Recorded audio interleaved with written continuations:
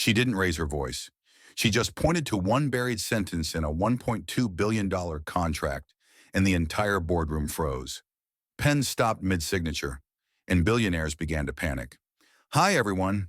Today we're stepping into a world most people never see, a quiet seat at the edge of power where billion-dollar decisions get made, and the wrong sentence in the wrong clause can bring the whole empire crashing down. But this time someone was watching. Not the loudest voice, not the one holding the pen, but the only person in the room who actually read every single word. And when she spoke up, the temperature in that boardroom dropped 10 degrees. This could happen to anyone, even you. A moment where you either stay quiet or stop the train before it derails. So before we dive into the story, take a moment to like the video and subscribe, but only if you truly enjoy what I do here. And let me know in the comments, where are you listening from and what time is it right now? Let's get into it. It was just past 9:00 a.m. on a cold February morning in downtown Chicago. The kind of morning where the buildings seem to stretch forever and the air feels like glass. On the 33rd floor of a sleek steel and glass tower, the conference room was already packed.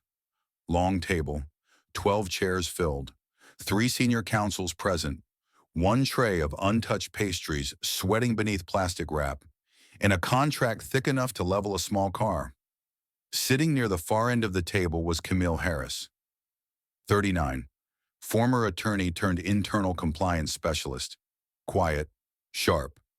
The kind of sharp that doesn't flash, doesn't slice, it just cuts clean if you step wrong. Her black notebook was open. Post-it flags lined the edge of her laptop like sentinels. A capped pen rested between her fingers. She wasn't part of the main negotiation team, not officially. She was there as support, which in boardroom speak meant stay quiet, smile when needed. And if you're lucky, don't get asked anything you weren't briefed on. Camille didn't mind. She wasn't there to be seen. She was there to make sure nothing blew up later. Across the table, Dominic Vance, CEO of Eastbrook Capital, flashed a smile that could charm steel doors. He was the kind of man whose watch cost more than most people's cars. Calm, commanding, slightly amused by his own power. The slideshow behind him glowed with bold phrases like strategic synergy and digital infrastructure integration. This was the final meeting, a $1.2 billion acquisition of a Texas-based tech company called Wirespan. Everyone at the table believed the deal was done. Just a matter of flipping through the final pages, confirming signatures, and moving on to the celebratory lunch reservations already booked 3 blocks away. Camille had a habit, one she never mentioned. Whenever everyone else started talking about numbers, she read the pages again, line by line, clause by clause. Halfway through the contract, her finger paused. Section 10.4. It was subtle, almost boring. Indemnity for post-closing liabilities. Most people would have skimmed it. It looked standard at first glance, but something in the language shifted. Camille tilted her head. Then she reached into her folder, pulled out a red-tabbed copy from an earlier draft, and flipped to the same section. There it was. Different. A single sentence now included in the final draft that hadn't been in version 3. 28 words. Harmless to the naked eye. But to her, it was a loaded trap. She read it again, then a third time. Section 10.4 now placed full legal responsibility for any undisclosed liabilities directly on Eastbrook Capital. That meant if Wirespan had hidden lawsuits, back taxes, class actions, anything, the buyer would be stuck holding the bag after closing. It wasn't just risky. It was sabotage wrapped in polite legalese. She glanced up. No one noticed. Dominic was laughing at a joke from Martin Kerr, the CFO, square-jawed, overconfident, and allergic to reading anything longer than a menu. Camille tapped her pen against the table softly. "Excuse me," she said. No one turned. She said it again, firmer this time. "Excuse me, but I need to flag something in Section 10.4. Silence. You could feel the shift, like someone yanked the oxygen out of the room. Dominic's smile faltered. Martin blinked, annoyed. "Camille, is this urgent?" Dominic asked, polite, but clearly irritated. She nodded once, holding her voice steady. "Yes. I believe there's a clause in this final version that wasn't in the last. It shifts liability for undisclosed issues entirely to us." Rachel Lynn, one of the senior counsels, leaned forward. "Show me." Camille turned her pages and slid the copy across the table. Rachel's eyes scanned it, then again. Her brow furrowed. Dominic stood still now, very quiet. Martin scoffed under his breath. That section was reviewed. It's standard. No, Camille replied calmly. It used to be standard. They revised it after midnight 3 nights ago. I compared version 3 with version 5. It's not the same. You're saying the seller snuck in a poison pill, Rachel asked. I'm saying, Camille said carefully, if we sign this and they're hiding something ugly, it's ours to deal with forever. And we have no legal leverage to fight back. Silence again. Dominic finally stepped forward. How confident are you 100%? His jaw clenched. Meetings paused. Everyone out. I need 10 minutes with legal. Martin looked furious. But even he didn't argue. As chairs scraped back and people filtered out of the room, Camille remained seated. Her heart wasn't racing. She was used to this. Used to being overlooked. And now used to being inconvenient. Rachel lingered beside her. You just saved this company a disaster, she said under her breath. Camille gave a small nod but said nothing. Dominic was already calling someone. Voices were rising in the hallway. People weren't angry that the deal paused. They were angry that she was the one who caught it. The hallway outside the boardroom buzzed like a shaken hive. Phones to ears. Voices low but sharp. People who were smiling 10 minutes ago now glanced sideways like the floor might drop out beneath them. Camille remained in her seat for a few more seconds, still as a lake just before a storm. She gathered her folder, her notes, her red-tabbed draft, and stood quietly. As she stepped into the hallway, the energy hit her full in the chest. No one said her name, but the stairs did. Rachel Lynn gave her a faint nod of respect. A few others didn't even look her way. Martin Kerr was pacing near the windows, jaw-clenched, phone pressed hard to his ear. Camille didn't flinch. She walked to the end of the hallway and took the stairs down 2 levels to the staff floor. She needed a breather, a moment away from polished shoes and performative smiles. The break room was empty. Fluorescent lights buzzed overhead. She poured herself burnt coffee from the communal pot, leaned against the counter, and let out the smallest sigh. This wasn't new. Not the backlash. Not the looks. She remembered her second year at Midwestern Law back in Ann Arbor, an internship at a firm in Cincinnati. She flagged a breach clause in a major contract for a chemical supplier. Brought it to a junior partner thinking she'd done something good. The next week the clause was removed, but the email credit went to him. Her contribution erased. She learned then. Keep your own records. Never assume acknowledgement. Always, always keep a backup. A voice cut through her thoughts. Rachel Lynn standing in the doorway. Dominic wants to see you now. Camille followed Rachel through the executive hallway's taller ceilings, quieter carpets, fewer footsteps. They stopped outside Dominic's corner office. Frosted glass. Heavy door. Rachel knocked once, opened it. She's here. Dominic looked up from his desk blazer, off sleeves, rolled eyes hard to read. Camille. Come in. She stepped inside. Rachel closed the door behind her. He didn't speak at first, just looked at her like she was a piece of hardware he hadn't expected to find under the hood. How'd you catch it? He asked finally. She kept her answer simple. I compared version 3 to the final draft. They rewrote the indemnity language late on a Friday night, buried in a cross-reference loop. I checked the chain. You were the only one. I don't assume someone else will. I verify. He nodded slowly, then stood walking to the window that overlooked the Lake Michigan skyline. You embarrassed my team, he said. I protected your company, she replied. He turned no smile now, just calculation. This deal's been in motion for 8 months. Thousands of hours, millions in prep. Everyone's hungry. She didn't blink. Hungry people forget to chew. That's when they choke. That made him smirk just slightly. He walked back to his desk and leaned against it. I want to move you out of compliance. Camille's brow lifted. I want you under me. M&A strategy. You'd vet deals before they get to signature. You'd shadow negotiations, structure reviews, total visibility. She didn't say anything. Dominic raised an eyebrow. You're not impressed. I'm curious, she replied.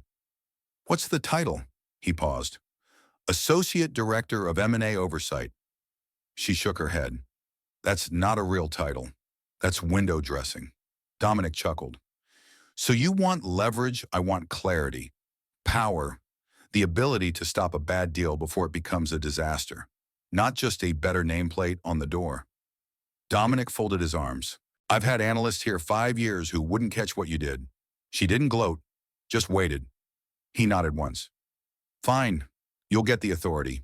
And the title. I'll loop HR. Before she could respond, his phone buzzed. He glanced at it. Legal's ready. Let's go. Back in the conference room, the atmosphere was ice over hot water. People were still seated, but postures had changed. No more leaning back. No more banter. Martin sat stiffly, avoiding her gaze. Dominic entered last. All right, he said. Let's walk through this clause. Camille, lead us. You could have heard a pen drop. She projected the red line draft onto the screen. This language here, she began highlighting a single sentence, makes us liable for any financial issues not disclosed, even if they were intentionally hidden. That includes lawsuits, debt settlements, or regulatory violations. Rachel chimed in, backing her. It's phrased to sound like boilerplate, but it's not. It omits key protections. There's no clause linking liability to willful non-disclosure on the seller's part. That makes it a trap. Someone from finance asked, couldn't we just revise it and move on?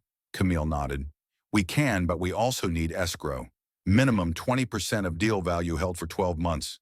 That gives us time to uncover anything hidden and recover if needed. Martin finally spoke. That's aggressive. No, Camille said. That's protection. She didn't raise her voice. She didn't have to. Every word was measured, intentional, like law school finals, like courtroom prep, like survival. Dominic scanned the room. Anyone disagree? Silence, then he said, Camille, send the revised language to legal. I want it on record today. She nodded. As the meeting ended, chairs scooted back. Whispers again, but this time no one looked directly at her, until Martin passed by. He didn't speak, but he dropped a look heavy with venom. Back in her office, now temporarily reassigned to a larger workspace, Camille found something she hadn't expected. A single sheet of thick stock paper, typed anonymous. Watch your back. No name, no initials, nothing. She turned it over. Blank. The desk camera in her section still under maintenance. A request she'd filed twice to fix. Now she knew why no one was in a rush. She folded the note once, then again, slid it into her folder with the contract drafts, noted the texture, noted the feel of the paper. Threats weren't new, but this one came with a view. The next day, Dominic's assistant called again. The new role was ready, and Camille had one more meeting to attend. This time, she'd be walking in first. Camille walked through the wide executive corridor with her ID badge clipped higher than usual. It didn't feel like armor. Not yet. But it felt earned. The air on the 35th floor smelled different, less like toner and carpet glue, more like polished wood and control. Quiet conversations, louder shoes, fewer apologies. Dominic's assistant, a fast-moving 20-something named Cole, met her outside his office. He's ready for you, Cole said, opening the door. Dominic stood at the window, arms folded, watching the lake. His blazer was off again. White shirt sleeves rolled the faintest ring of a coffee cup print on his desk. He didn't turn. Sit, he said. Camille did. I've been thinking about what you said, he began. About clarity, about not just giving you a title but room. She said nothing. Let him talk. You're getting a formal promotion, Director of M&A Risk Strategy. Full voting access on any deal you're attached to. You'll report directly to me. Camille raised an eyebrow. What happened to Oversight Associate? He cracked a faint grin. You were right. That sounded like someone who makes flowcharts. She waited, measured. There's more, he continued. You'll be assigned a team, 2 analysts and a junior counsel. You'll also have direct input on due diligence timelines. And we're reassigning Martin Kerr's access on deal structuring. For now. That part landed with weight. You're sidelining your CFO, she said, more observation than question. I'm giving you air to work. Camille leaned forward slightly. That's not going to make me popular. Dominic shrugged. You're not here to be liked. You're here to make sure we don't lose everything because someone skimmed a sentence. She nodded once. Good. Then for the first time since she'd caught the clause, Dominic looked at her, not through her, not past her, with intention. You embarrassed some powerful people this week, he said quietly, but you also saved us from $100 million catastrophe. So I need to ask, what do you want long-term? Camille didn't rush. She thought of late nights in law school, of partners who borrowed her language, of silence rewarded while risk was punished. Then she said, I want a seat at the table, not the folding chair in the corner. And I want it because of my work, not as someone's PR redemption arc. Dominic nodded slowly. You'll have it. Just understand people are watching you now. Some rooting for you, some hoping you'll slip. She smiled thinly. Let them watch. He tapped the desk once, then handed her a stack of onboarding forms and a new ID badge. Welcome to the deep end. She left the office and headed for her new corner suite, smaller than Dominic's but still triple the space of her old cube. It had a window, a view, a proper door. As she set her things down, she found a printed note waiting on her new desk. Typed, neutral font. No name. Welcome to the Wolves. It wasn't exactly warm, but it was honest. She slipped it in the drawer next to the first one. Later that afternoon, she held her first internal strategy call. 2 analysts, 1 junior counsel. They introduced themselves cautiously. She kept it short, professional. We're going to review everything they send us twice. We don't assume. We verify. If that sounds boring, this isn't the right desk. One analyst, a younger man named Ethan, looked nervous. Camille didn't flinch. I'm not here to babysit you. I'm here to make sure nothing explodes. If you're unsure, ask. If you think I missed something, speak up. I'll respect you more for being careful than for being fast. That set the tone. After the call ended, she sat back and exhaled. The silence in her office was different now. Less empty, more earned. But later that night, after everyone had gone home and the janitorial crew had passed through, Camille stayed late. Not out of fear, but focus. She ran the deal again, start to finish, double-checked the new clause, sent a follow-up email to legal asking for signature logs from the seller side. Nothing got by her, not anymore. It was 9:37 p.m. when her inbox pinged. From Dominic Vance's subject. You were right. Again. Attached was a reply from the seller's counsel. Carefully worded. Annoyed. Their legal team admitted to small but necessary amendments to the original language, framing it as efficiency. Camille read between the lines. They'd been caught trying to slip a live grenade into a velvet box. Dominic's email had no further message. Just those 4 words. She closed her laptop, packed up her notes, locked the drawer with the threat note and the welcome letter side by side. As she walked to the elevator, her reflection followed her in the glass. No celebration, no applause. Just the knowledge that tomorrow she'd do it all again. At the end of the hallway, Layla Owen stood waiting.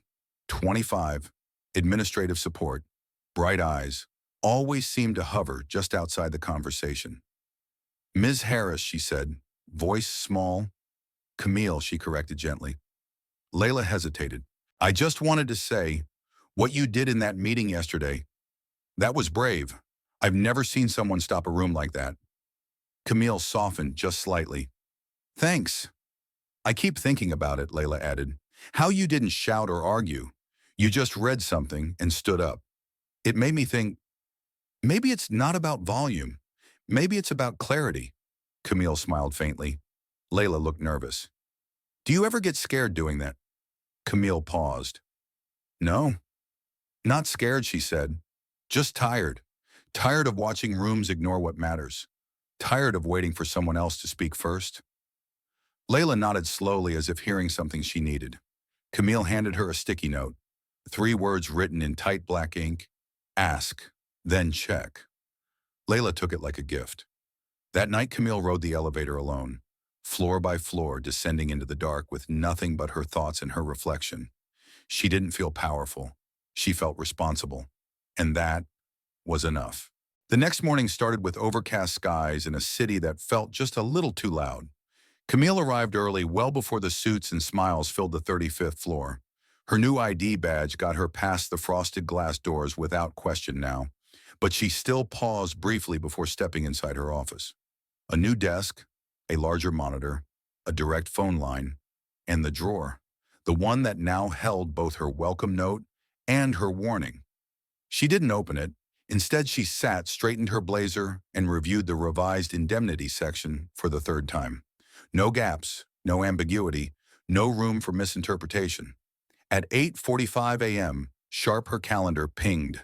Deal restructure meeting. Wirespan Acquisition Location Summit Room. Attendees Vance Kerr. Lynn Legal Counsel Strategy. Ops Compliance. The summit room wasn't just a name. It was where major company strategies were finalized, where people either rose or were quietly escorted out. Camille entered last time as a watcher. Today she walked in with her laptop in hand and her notes in a leather binder, not a manila folder. The room was already half full. Dominic was at the head. Martin Kerr sat on the opposite end, fingers laced mouth tight. A few others sat cautiously, eyes flicking up, as Camille took the seat to Dominic's right. Rachel Lynn gave her a curt but respectful nod. Dominic didn't waste time. All right, this meeting is to finalize risk adjustments on the Wirespan acquisition and walk through the revised contract language. Camille, go ahead. No ceremony, no buffer, just trust. Camille plugged in her laptop and projected the document to the screen behind her. This clause, she said, highlighting the section in yellow, looks like basic indemnity, but it omits a critical term: specificity. Without that, the seller isn't required to disclose everything, just what they interpret as relevant. That's the danger. She turned toward the group, making eye contact with each executive one at a time. We've restructured it. Indemnity now applies only to disclosed issues. Anything hidden intentionally or otherwise falls back on the seller. Additionally, we're requiring 20% of the deal value to be held in escrow for 12 months. That gives us coverage while we monitor for any surprises. One of the risk officers frowned. 20%? That's over $200 million, Camille nodded. Correct. And it's a bargain if the alternative is a buried civil action waiting to hit us 6 months post-close. Rachel added Camille's right. If this clause had gone through as written, we could have been exposed to unlimited liability. Kerr finally spoke. It's excessive. We'll lose the seller. Camille didn't blink. If the seller walks because we asked for accountability, that tells us everything we need to know. Dominic leaned back in his chair, arms folded. She's got a point. Martin shifted uncomfortably. Rodney from Strategic Ops raised a hand, respectful this time. Do we have any intel suggesting they're hiding something? Camille kept her voice measured. Their legal team made significant last-minute language changes. They pushed to close fast. They sent follow-ups after midnight multiple times. That kind of behavior patterns with firms trying to bury liabilities. No scare tactics, just facts. A junior strategist at the end of the table whispered something under his breath. Not mocking, just quiet awe. Dominic glanced around. Anyone object to implementing Camille's revisions? Silence. Good, he said. Camille, send the final draft to legal. Lock it in. She nodded and turned off the projection. Meeting adjourned. Chairs scraped back. Conversation started, but something had shifted. This wasn't just a win. This was a pivot. As the others filed out, Rachel stopped beside Camille. You rewrote protocol in there, she said. Camille smiled faintly. It was overdue, but the moment of peace didn't last. Back in her office, the air felt wrong, too still. Then she saw it. A third note. Plain white paper, centered on her desk. We know what you're doing. Stop. No envelope, no name. Just the message. And this time there was a mark in the corner. A single red ink dot. Small, almost like a thumbprint. Camille picked it up slowly, turning it over. Same texture, same font. But the mark, was new. Not random. Intentional. She checked her desk phone. No missed calls. No new security notices. Just that note. She slid it into a new envelope and marked it with today's date. Then she opened her encrypted drive and began logging everything who had entered her office, when and what copies of the contract had been printed since last night. A knock at the door. Dominic. He stepped inside, closed the door behind him. You got another one, he said. It wasn't a question. Yes. You think it's Kerr? Camille shook her head. Too obvious. He's arrogant, but not reckless. Dominic looked at the note. You want me to escalate? No, she said. Not yet. He studied her face. You're not rattled. She met his gaze. I'm tired of having to prove that I belong in rooms I already earned. If someone thinks I'll fold now, they're wrong. He smiled faintly. Good. Because I'm moving you onto the Ravenholm project. Camille raised an eyebrow. Ravenholm was a government-backed tech infrastructure fund, high-profile, high-risk, politically volatile. I want you running risk strategy from day one, Dominic said. She nodded. Then I'll need unrestricted access. You've got it. He paused. I'll also need to know you're watching your back. Camille tapped the drawer where the notes lived. I never stopped. Dominic nodded once, then turned to leave. Before he reached the door, he paused. Camille, if anyone makes you feel unsafe, tell me. I won't play politics with this. I will, she said. But I also won't stop reading. As the door clicked shut, Camille exhaled and turned back to her screen. Outside, the city buzzed on, unaware of the battle she just fought with a few keystrokes and a red pen. And she wasn't done. Camille arrived the next morning to find something new on her desk, not a note, not a warning, but a sealed inter-office envelope stamped in red, confidential final offer letter. She opened it carefully. Inside was the formal document. The new role was real, Director of M&A Risk Strategy. With it came a significant raise independent authority over risk analysis on all high-value deals and a dotted reporting line directly to Dominic Vance. No mention of oversight from Kerr, no mention of support functions, just her name, clear, centered, as it should have been all along. She signed it, slid the document back into the envelope, dropped it at Cole's desk outside Dominic's office. And when she returned to her office, she found Layla Owens standing at the doorway again, tentative, holding a notebook like it might shield her from the weight of the floor. Got a minute? Layla asked. Camille nodded. Sure. Come in. Layla stepped inside, slowly glancing at the framed cityscape Camille had hung the night before. I heard, she said. About the promotion. Camille said nothing, just waited. I saw one of the notes. The first one, Layla confessed quietly. I didn't mean to. I was delivering forms late and the drawer wasn't shut all the way. Camille didn't flinch, and I thought about reporting it, but I wasn't sure who'd take it seriously. Camille finally spoke. That's the thing about silence. It doesn't always mean you're safe. Sometimes it just means no one's listening. Layla looked down at her notebook, then back up. Can I ask you something else? Go ahead. When you stopped the meeting and you pointed it out, were you scared? Camille thought for a long time, then answered slow and deliberate. No, not scared, just tired. Tired of waiting for someone else to say the thing everyone knows, waiting for permission, waiting for the room to grow up and see past hierarchy and hearsay. I was tired of pretending the silence wasn't dangerous. Layla nodded, her eyes wet but strong. Sometimes I wonder if I even belong here. You do, Camille said. But don't expect them to tell you. You have to prove it to yourself first, every day. Layla blinked slowly. What if I mess up? Camille leaned forward slightly. Then you learn. You ask. Then you check. Never be afraid to ask the hard questions, the dangerous ones, the kind that make people look at you like you don't belong. Those are the questions that open doors. Layla took a shaky breath, then reached into her notebook and handed Camille a post-it. It had 3 words written in blue pen: ask, then check. Camille smiled. Later that day, she was invited into her first strategy call for the Ravenholm project. 23 people on the video screen, government liaisons, internal stakeholders, vendor managers. No one knew she'd be leading risk, not until Dominic introduced her. This is Camille Harris. She's our Director of M&A Risk Strategy. If she flags something, we listen. Period. The silence that followed wasn't doubt. It was adjustment. Recognition. Camille clicked her microphone on and started. She outlined the entire structure where risk lived, how the documents needed to be aligned where exposure was likely to hide. She walked them through the initial due diligence roadmap she'd built that morning, color-coded, time-stamped, fully annotated. By the end of the meeting, no one had a question. They had instructions. As the call ended, Dominic texted one word: clean. And that evening, when Camille left the office after dusk, the city still pulsing beyond the glass, she didn't take the elevator straight down. She wrote it up. To 38, the rooftop terrace that most staff didn't know was open after hours.